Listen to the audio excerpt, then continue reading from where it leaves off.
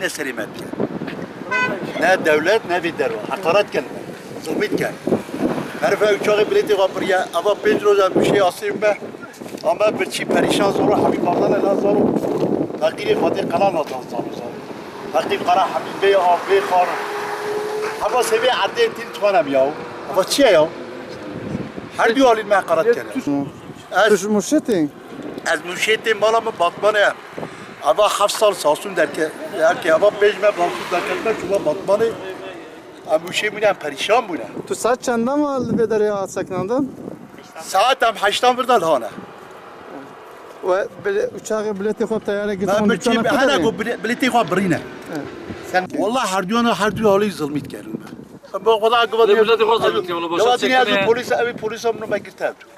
Kardeşim bu çıramat ki ama sazmış ki. Yani şkolun bir kuşu tu bıraktı bir şey. Şimdi de simede tanem çok kevri hakkı. Şey oluyor. Çıkınca sağ Sağ bu karpuzları da çek. Ha bu karpuzları. Buna kabukları da yemişler aslında.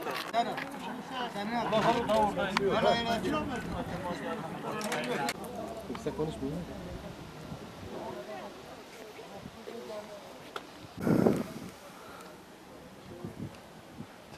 Vallahi bizde dediler ki orada araba yakmışlar. 2,5 saat falan vardır. Biz de buradayız, bekliyoruz. Muş'tan akrabalarım yanına gittim. Şimdi köye gidecektim. İşte böyle yolda kaldık. Sason'a gidecektim. Sason'a. Ha. İşte biz de böyle sıcaktan piştik vallahi. Hani ben tek değilim. Benim gibi binlerce kişi var şurada. Ama işte öyle vallahi.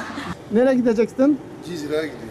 Ne zamandan beri burada duruyorsun da? Ve saat 12'de beri burada.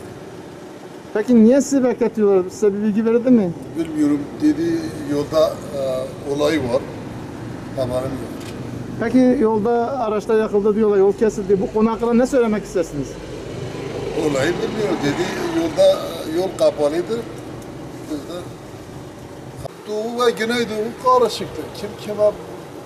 Kimse hiçbir şey anlamıyor. Vallahi bitti nasıl istemiyor? Vallahi ben öyle istiyoruz. Bu kan, bu olay, bu dursun ben çok istiyoruz. Nasıl istemiyor? Böyle gençler, böyle asker, böyle polis, böyle millet, şoför, hepsi çoluk, çocuk. Kim istiyor böyle öldürmek? Kimse istemiyor. İstemiyor.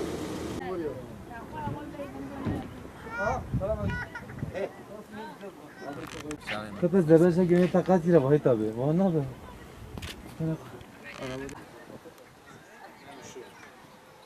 Şeyler değil, ringler girmesinler. Yani gün göreceğini geçiriyor mu biri yüzden mi? Yok açılmaz büyük ihtimalle. Daha yeni gaz başlayacak.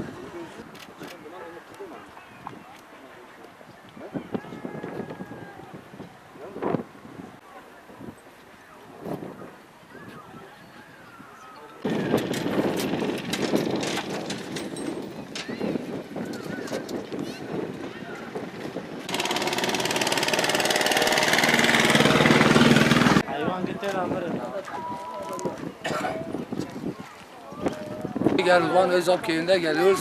Urfa'ya gidecek. Kurbanlık götüreceğiz. Saat 8'den beri burada bekliyoruz sıcakta. Hayvanlar hep mahvoldu.